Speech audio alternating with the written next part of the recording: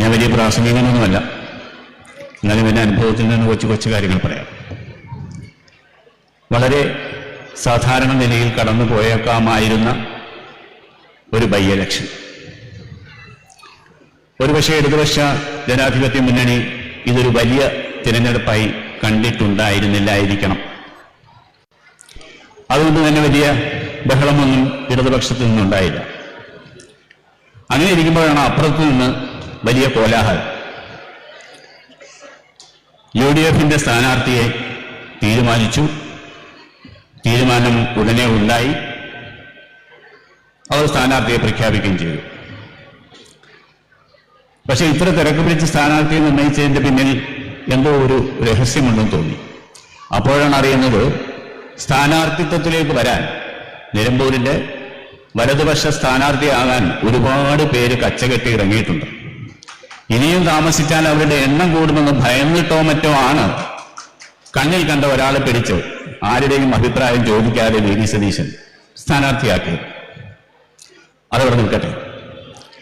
ഈ ബഹളങ്ങളൊക്കെ നടക്കുമ്പോൾ ഇടതുപക്ഷത്തിലായിരുന്നു ബഹളങ്ങൾ അവിടെ നടക്കട്ടെ. സമാധാനമായിട്ട് പോകാമെന്ന് വിചാരിക്കുമ്പോൾ വരുന്നത് വെല്ലുവിളി. ഇടതുപക്ഷത്തിന് സ്ഥാനാർത്ഥിയില്ല, സ്ഥാനാർത്ഥിക്ക് വേണ്ടി OLX-ൽ പരസ്യം കൊടുക്കുന്നു, ധൈര്യമുണ്ടെങ്കിൽ നിങ്ങൾ സ്വരാജിനെ രംഗത്തിറക്കൂ എന്നൊരു വെല്ലുവിളി. അത് കേട്ടപ്പോൾ ഇടതുപക്ഷത്തെ നേതാക്കൾക്കും തോന്നി, അത് ശരിയാണല്ലോ, ഏതാനും 10 മാസത്തെ കാലയളവേ ഉള്ളൂ, അത് കഴിയുമ്പോൾ വീണ്ടും അസംബ്ലി ഇലക്ഷൻ വരും, അന്ന് LDF തന്നെ തിരഞ്ഞെടുക്കപ്പെടും, പിണറായിയുടെ ഗവൺമെന്റ് തന്നെ ഭരിക്കുകയും ചെയ്യും. എന്നാലും ഈ ഒരു വെല്ലുവിളി ഏറ്റെടുത്താൽ എങ്ങനെയുണ്ടാവും? ഉടനെ പുറപ്പെട്ടു. തലസ്ഥാന നഗരിയിൽ നിന്നും 1000 മീലുള്ള തീവണ്ടിയിൽ നിലപാടുകളുടെ രാജകുമാരൻ എന്ന് നമ്മൾ വിളിക്കുന്ന നിങ്ങളുടെ സ്ഥാനാർത്ഥി ഒരു കൊടുങ്കാറ്റ് പോലെയാണ് അയാള് നിലമ്പൂരിൽ വന്നിറങ്ങിയത്. അങ്ങാടിപ്പുറം സ്റ്റേഷനിലാണ് ഇറങ്ങിയത്. അപ്പോൾ ഇവിടെ ചില ആട്ടങ്ങളൊക്കെ തുടങ്ങി, ഭയപ്പാട് തുടങ്ങി. തീരെ പ്രതീക്ഷിച്ചില്ല സ്വരാജ് ഇവിടുത്തെ സ്ഥാനാർത്ഥിത്വത്തിലേക്ക് വരുമെന്ന്. അയാൾ ആരെയും മോശം വാക്കുകൾ പറഞ്ഞ് സംസാരിക്കാറില്ല, അയാൾ ആരെയും ചീത്ത പറയാറില്ല, വ്യക്തിപരമായി ആരെയും അധിക്ഷേപിക്കാറില്ല. അയാൾക്ക് അയാളുടേതായ നിലപാടുകളുണ്ട്, കാഴ്ചപ്പാടുകളുണ്ട്. അയാൾ സഞ്ചരിക്കുന്നത് അയാൾക്ക് ശരിയെന്ന് തോന്നുന്ന വഴികളിലൂടെയാണ്. അത് അയാളുടെ ബോധ്യമാണ്. ആ ബോധ്യം അയാൾക്ക് നൽകിയത് അയാൾ കൊണ്ടു നടക്കുന്ന അയാളുടെ പ്രസ്ഥാനം. ആ പ്രസ്ഥാനത്തിനനുസരിച്ചാണ് അയാളുടെ ഓരോ ചുവടുവയ്പ്. അടിച്ചമർത്തപ്പെടുന്നവന്റെയും പാർശ്വവൽക്കരിക്കുന്നതിന്റെയും കൈപിടിച്ച് മുന്നോട്ട് നടത്താൻ ശക്തനായ ഒരു നേതാവാണെന്ന് ഇതിനോടകം തന്നെ തെളിയിച്ച ആളാണ് സഖാവ് M. സ്വരാജ്. അയാളുടെ പരമവായന, നിങ്ങൾ ചോദിക്കുന്ന എല്ലാ ചോദ്യങ്ങൾക്കും കൃത്യമായ അക്ഷരസ്ഫുടതയോടുള്ള മറുപടി, ഡാറ്റയും തെളിവുകളും ഫോട്ടോയും തീയതിയും മാസവും വർഷവും വെച്ച് അയാൾ കൃത്യമായി നിങ്ങൾക്ക് മറുപടി തരും. അങ്ങനെയുള്ള ഒരാളെ എതിർപക്ഷത്തുള്ള ആളുകൾ പോലും ആഗ്രഹിച്ചു പോയിട്ടുണ്ട്. ഒരിക്കലും ഒരു പത്രപ്രവർത്തക KM ഷാജിയോട് ചോദിച്ചു, മുസ്ലിം ലീഗിന്റെ യുവജന നേതാവിനോട് ചോദിച്ചു, യൂത്ത് ലീഗിൽ നിന്നല്ലാതെ പുറത്തുനിന്ന് ഏതെങ്കിലും ഒരാളെ നിങ്ങൾക്ക് പാർട്ടിയിലേക്ക് കിട്ടണമെന്നുണ്ടെങ്കിൽ അതാരായിരിക്കും നിങ്ങൾ ആഗ്രഹിക്കുന്നത്?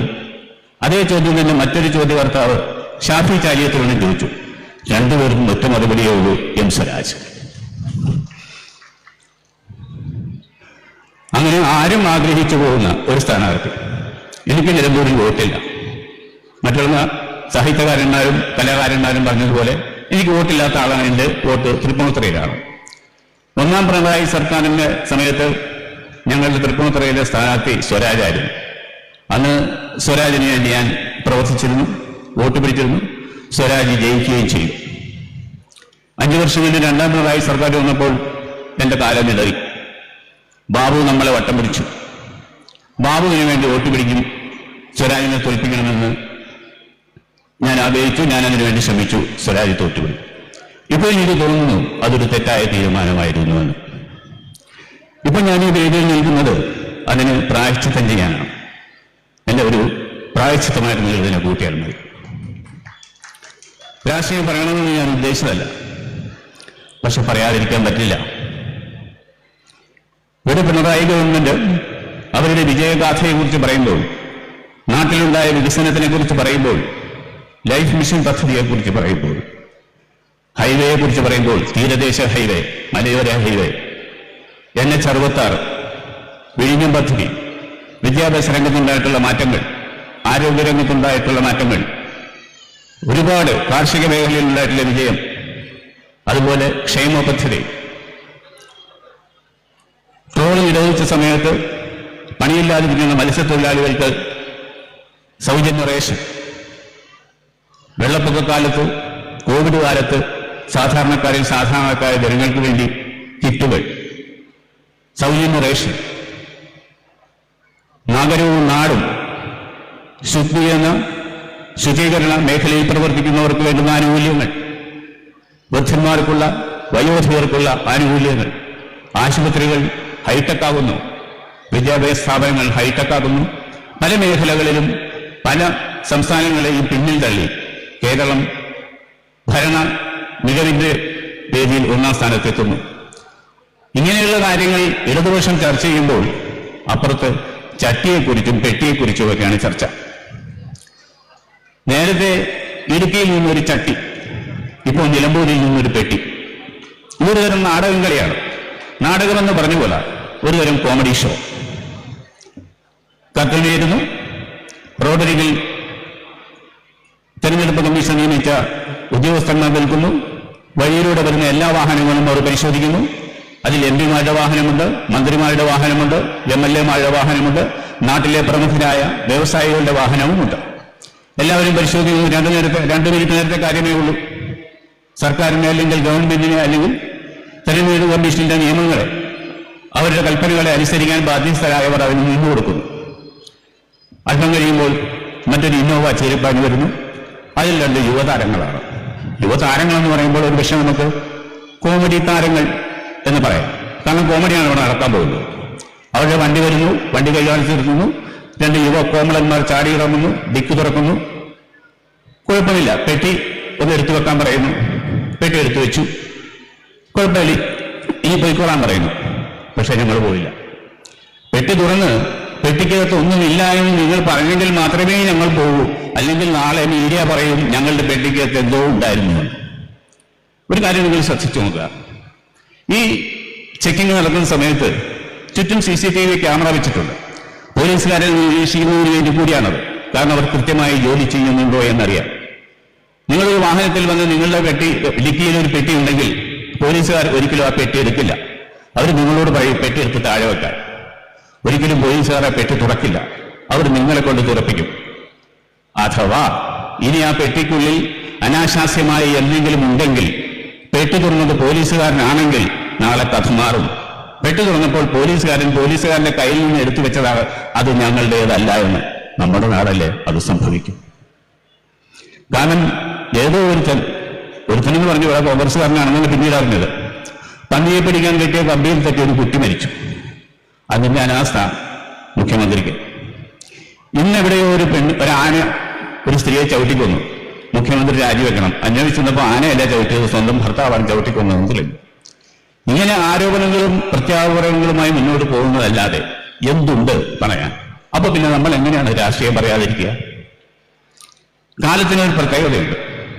രാജ്യം ചില കാലത്ത് നമ്മുടെ മുന്നിൽ ഒരാളെ കൊണ്ടുവന്ന് ഇങ്ങനെ നിർത്തും. അയാൾ നമുക്ക് അഭികാമ്യനാണെന്ന് നമുക്ക് തോന്നിയാൽ നമ്മൾ അയാളോട് ചേർന്ന് നിൽക്കുക. അത് കാലത്തിന്റെ ഒരു കളിയാണ്. ഈ കാലം നമുക്ക് മുന്നിൽ, അതായത് നിങ്ങൾക്ക് മുന്നിൽ കൊണ്ടുവന്ന് നിർത്തിയിരിക്കുന്നത് സ്വരാജിനെയാണ്.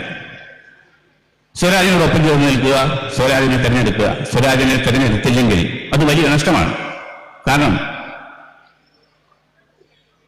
അദ്ദേഹം സാധാരണക്കാർക്ക് കൂടെ, സാധാരണക്കാരിൽ സാധാരണക്കാരായവരുടെ കൂടെ നിൽക്കുന്ന ആളാണ്. മാത്രമല്ല അയാൾക്ക് പിന്നിൽ ഒരു ശക്തിദുർഗം നിൽപ്പുണ്ട്. അല്പം ധാർഷ്ട്യവും ഇച്ഛാശക്തിയുമുള്ള ബഹുമാനപ്പെട്ട മുഖ്യമന്ത്രി പിണറായി വിജയൻ നിൽപ്പുണ്ട്. അപ്പോൾ നമുക്ക് ധൈര്യമായിട്ട് സ്വരാജിനെ ചേർത്ത് നിർത്താം. ഇപ്പോൾ അയാളെ ചേർത്ത് നിർത്തിയില്ലെങ്കിൽ ഇനി എപ്പോഴാണ് നമ്മൾ അയാളെ ചേർത്ത് നിർത്തുക? അയാളുടെ പ്രസംഗ വേദികളിൽ നിന്നും അയാളുടെ വാഗ്ധോരണികളിൽ നിന്നും തെറിച്ചു വീണ വാക്കുകളിൽ ഏതെങ്കിലും ഒന്നെങ്കിലും നിങ്ങളുടെ ഹൃദയത്തെ സ്പർശിച്ചിട്ടുണ്ടാവും, നിങ്ങളുടെ ഹൃദയത്തെ ഇളകിയിട്ടുണ്ടാവും. ഇപ്പോൾ ഞാൻ ഉറപ്പ് പറയുന്നു, തൃപ്പൂണിത്തുറക്കാർക്ക് പറ്റിയ നഷ്ടം നിലമ്പൂർക്കാർക്ക് സംഭവിക്കരുത്. മറിച്ചൊരു തീരുമാനമെടുത്താൽ തൃശ്ശൂർക്കാർക്ക് പറ്റിയ പോഴത്തരം നമുക്ക് പറ്റും. അങ്ങനെ പറ്റരുത്. നിങ്ങൾ പോരുന്ന വഴിക്ക് ഞാനൊരു പോസ്റ്റ് കണ്ടു. നല്ല നിലമ്പൂരിന് വേണ്ടി ആര്യാട ഷൗക്കത്തിന് വേണ്ടി വോട്ട് ചെയ്യുക. അതെങ്ങനെ ശരിയാവും? ഇക്കഴിഞ്ഞ 35 വർഷം ഭരിച്ചത് ആര്യാട മുഹമ്മദല്ലേ? അപ്പൊ നിലമ്പൂരിൽ നന്നായില്ലേ? മോശമായിരുന്നു. അപ്പൊ അപ്പം മോശമാക്കിയ നിലമ്പൂരിനെ മകൻ നന്നാക്കാൻ വന്നിരിക്കുകയാണോ?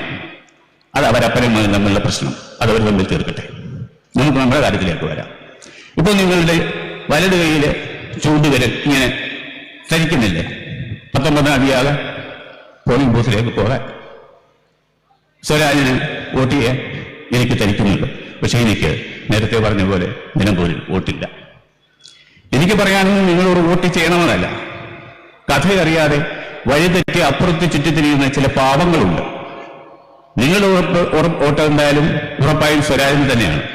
നിങ്ങൾ അവരെ കാര്യങ്ങൾ പറഞ്ഞ് മനസ്സിലാക്കി ഇടതുപക്ഷ ജനാധിപത്യത്തോടൊപ്പം നിന്നാൽ, ആ സംഘടനയോട് ആ രാഷ്ട്രീയത്തോടൊപ്പം നിന്നാലുണ്ടാവുന്ന ഗുണങ്ങളെപ്പറ്റി, ജീവിത സൗകര്യങ്ങളെപ്പറ്റി, സൗഭാഗ്യങ്ങളെപ്പറ്റി അവരോട് പറഞ്ഞു കൊടുക്കുക. എന്നിട്ട് അവരെ കൂടി നിങ്ങളോടൊപ്പം കൂട്ടി ബൂത്തിൽ വരിക. ഓരോ വോട്ടും സ്വരാജിന് നൽകി സ്വരാജിന് ജയിപ്പിക്കുക എന്നതിനപ്പുറം അഭിമാനകരമായ ഒരു ഭൂരിപക്ഷം നേടിക്കൊടുക്കുകയാണ് നമ്മുടെ ലക്ഷ്യം. അതിനുവേണ്ടിയാണ് ഞാൻ എറണാകുളത്ത് നിന്നും ഈ മഴ മുഴുവൻ നനഞ്ഞ് യാത്ര ചെയ്ത് ഇവിടെ വരെ എത്തിയത്. അഭിവാദ്യങ്ങൾ.